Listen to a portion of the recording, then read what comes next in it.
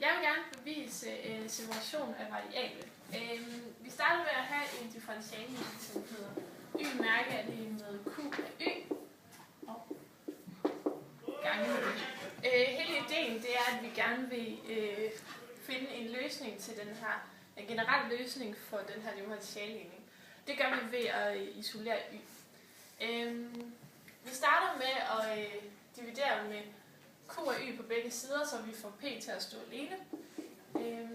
Herved kommer det til at se sådan her ud.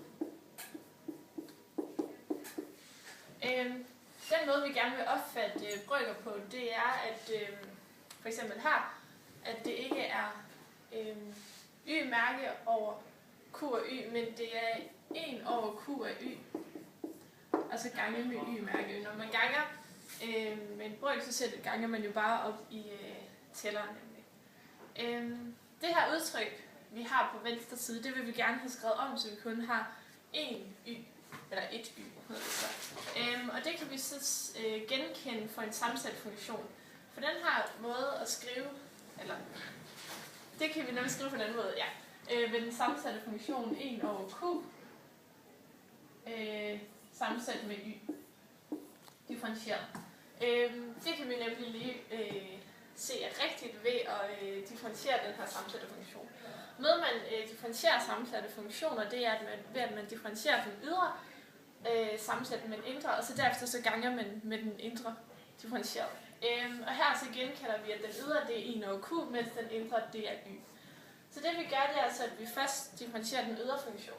Men 1 over q, som er vores ydre funktion, den er allerede integreret, så når man differentierer den, så bliver det bare 1 over q i det, at integration af differentiation ja, er hinandens modsætninger. Og det samtaler man så med den indre urørt, som er y, og dernæst så ganger man med den indre, nemlig y differentieret, som så bliver y-mærke.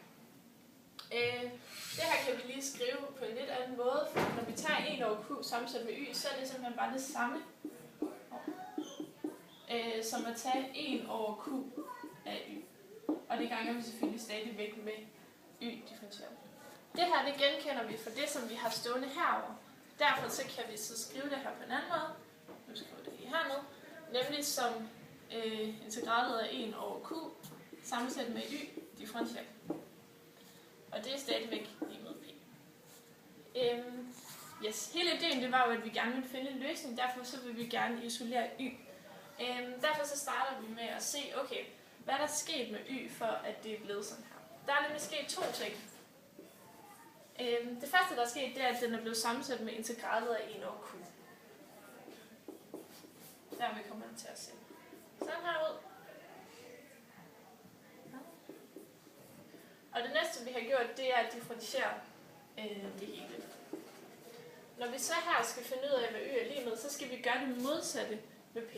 Og det modsatte af at differentiere, det er selvfølgelig at integrere, så det bliver integralet af p.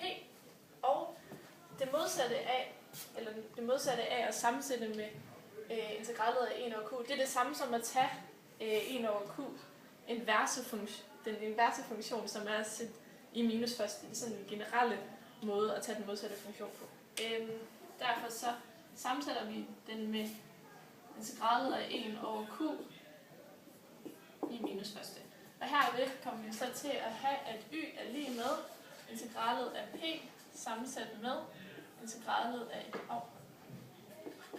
1 over q i minus første.